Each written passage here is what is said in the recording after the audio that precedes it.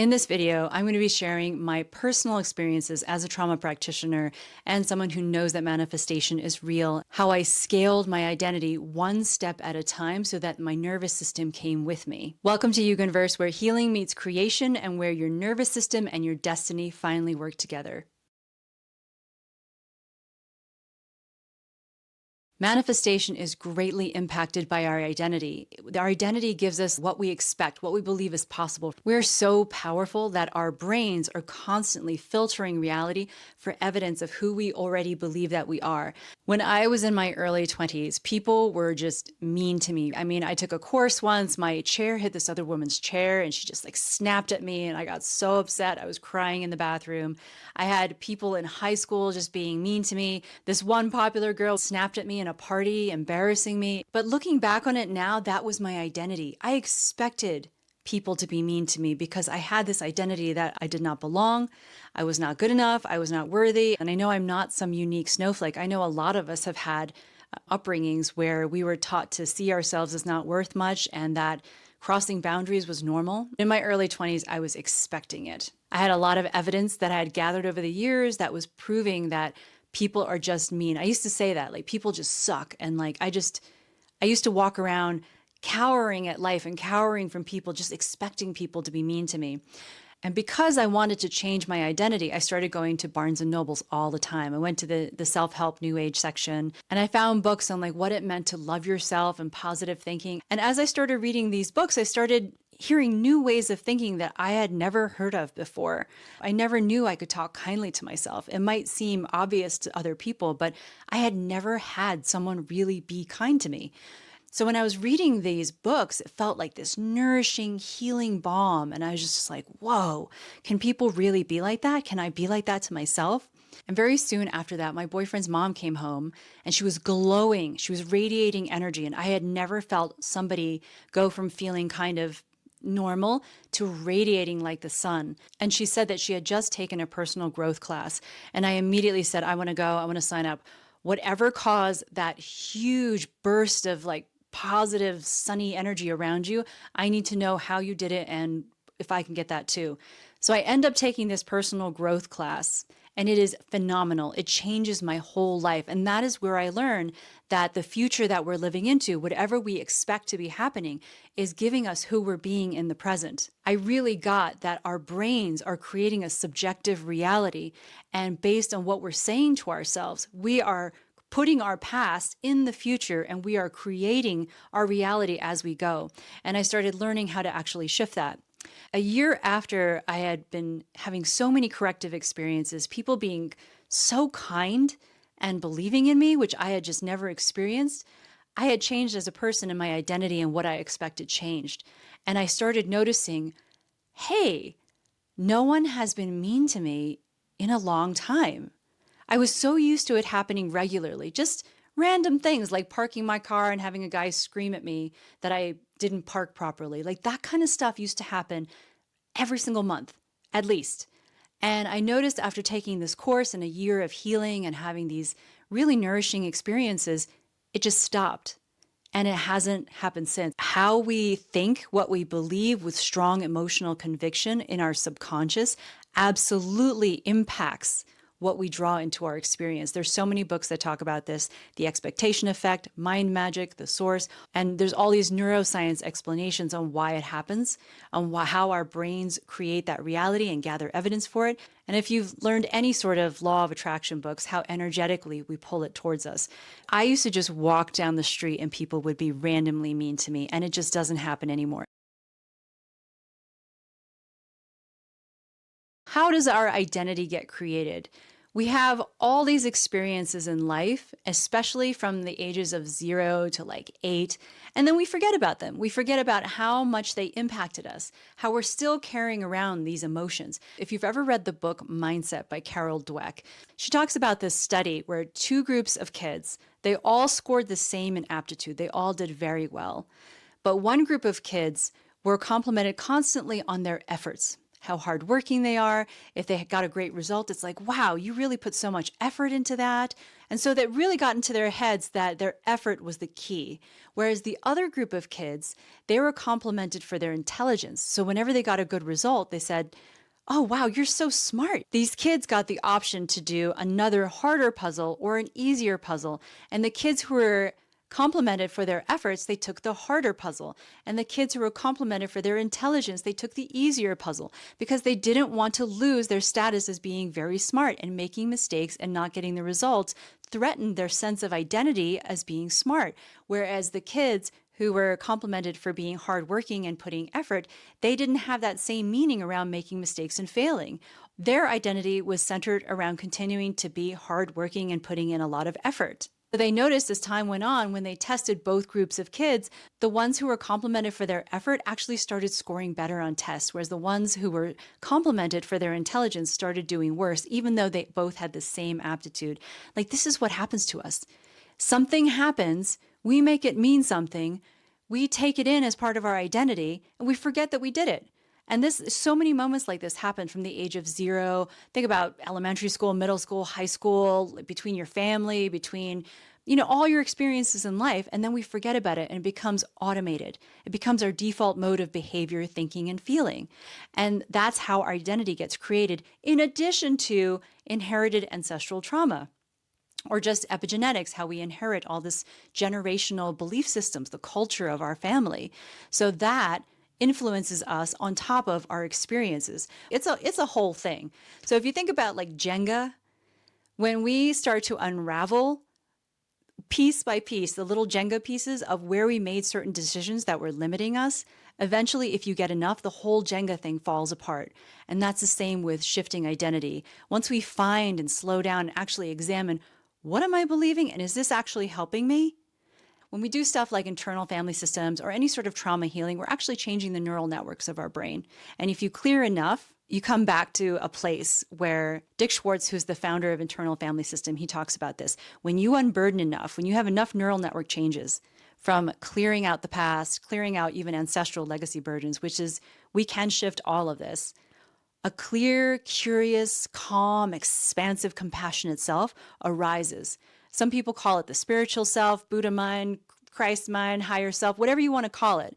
But Dick Schwartz said that no matter what kind of trauma someone has been through, no matter how many horrendous experiences, if they had no experiences of compassion or kindness, this big self emerges in all of us. And that tells you something. This is where effort meets that grace, that surrender, where we know there is absolutely a higher power and this self can absolutely emerge just by setting the intention. So what you think to yourself with emotion over and over again is going to influence how you feel and your identity. So if we want to subconsciously reprogram it, you have to start shifting what you say to yourself on a daily basis.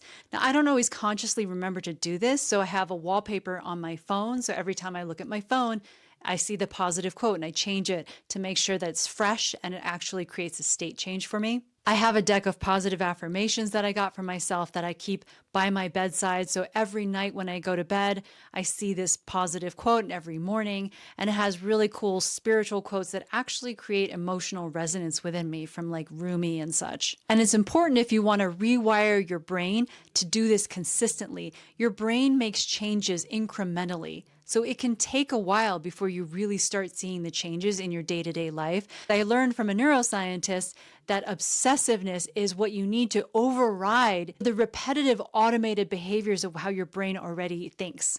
I am constantly, all day long, when I'm cooking or going for a walk, listening to positive, inspiring YouTubes, podcasts, books, so that I can rewire my brain to think like they do, people who already are living the way that I am inspired by, versus my old way of thinking. If I don't listen to anything all day, my brain can have these old thoughts creep in of like, oh, that should have been better, or oh, this seems hard. That's not the kind of talk we want to have in our brain.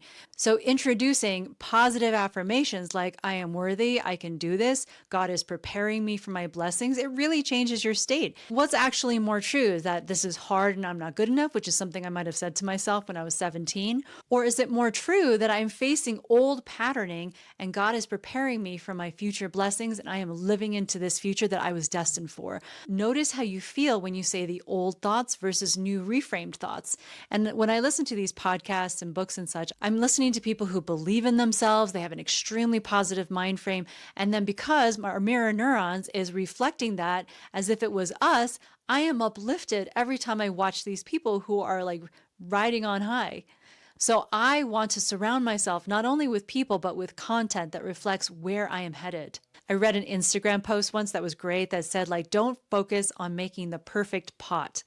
Instead, focus on making many pots because it's when you're making many pots that you will learn through trial and error. And he said, apply this to anything else in your life, whether it's rewiring your identity or making art or doing something at work. Don't focus on being perfect. Just focus on getting the reps in because that's where you learn. So to recap this point, change your thoughts, reframe anything that is not empowering you and say it to yourself obsessively, consistently all day long. Put it all over the place. I put things on my wall, on my phone, by my bed, so that it's not an effort. I just can't help but see it over and over again.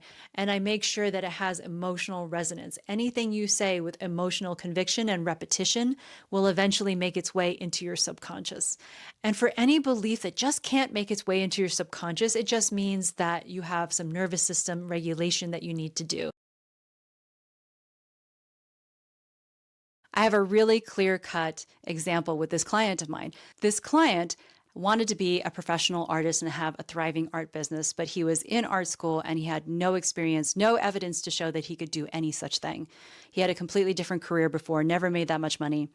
So I said, okay, we're going to be doing 6-week sprints. Now, this is arbitrary. You can find a timing that works for you. But in that 6 weeks, we're going to be working on one aspect of your identity. What's the next low hanging fruit that if you were being that, it would make a difference for you?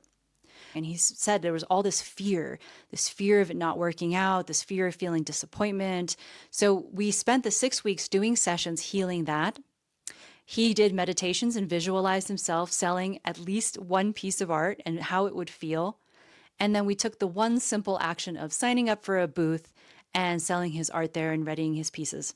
So after 6 weeks, he was feeling much calmer, kind of detached from whether it sold or not. He showed up at the event and he actually ended up selling way more art than he thought.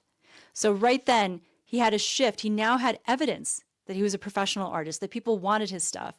He had been completely detached from doing it because we had worked through the emotions that came up in his nervous system around what it means if it worked out, if it didn't work out. He had also learned everything that it required for him to actually bring his art to a show. So there was all these shifts in identities. There was all this new evidence, and he felt completely different after that first event. So then we did it again. The next time he did it, he doubled the amount of money that he made, and he had an emotional crash. Now, this is important. We can get just as triggered by success as we can by failure. This is normal. Basically, everything that's buried in our subconscious that is dissonant to this new identity that we're creating will come up. So just expect it. Expect that you're going to get triggered.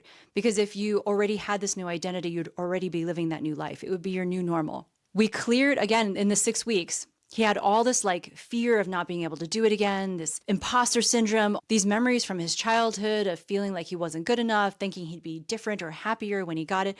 All sorts of memories and stuff are going to come out of the woodworks. So then we regulated to that new norm. We cleared out all the things that came up after his success and again, the attachment to doing it again.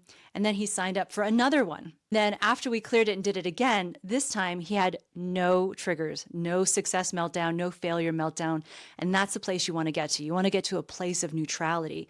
As soon as you're detached, then you're telling the universe this is normal and your vibration matches the vibration of the identity of who you're stepping into. We had cleared out so much stuff in his nervous system and his subconscious around what it meant to be a professional artist, a success, a failure. He also went viral on social media. And from there, his online store all of a sudden had this huge volume of orders. And from there, he did not have the infrastructure to keep up with it. So there was a new level of trigger, of scrambling, of can I do this? And again, we cleared that. So step by step, we cleared everything that got dysregulated in his nervous system. He kept gathering new evidence of this new identity. I mean, he didn't go from zero to hero. He incrementally stepped into increased versions of the identity, kind of like an iPhone. So now, 2 years later, after repeating this iteration, he is now running a very thriving six-figure business, has a completely new identity, has all the infrastructure, the experience, the evidence to show that he can do it. This is the place where effort meets grace and surrender. My client had all sorts of miraculous things happen. In the beginning, he said to himself, I just had this idea pop into my mind of a mentor, which is God's guidance, like the universe, like sending you nudges of what you need to do. And so he said, okay, I need a mentor. And then within the next 3 weeks, he found an incredible mentor who helped to show him how to relate to your business. He had synchronicities of running into other Instagrammers and influencers who posted his art. And then he went even more viral on his, and it kept growing his following. All these moments of synchronicity and grace came and met him while he was working. And that is how manifestation works. It's like as you're clearing your identity, your energy is changing, vibrational matchings come in to help you on the way. I hope this was helpful and resonant. If you sign up for my newsletter, there's free PDF on your maternal and paternal ancestry and how that relates to life. And that is super helpful in starting to map out what is my identity, what is in my subconscious. And I created an AI bot to help you start feeling compassion and understanding for all the things that are going on that you may not have been consciously aware of, and to start on your journey because God and the universe absolutely have a bigger plan for you. Even watching this video is a sign that you're already on your path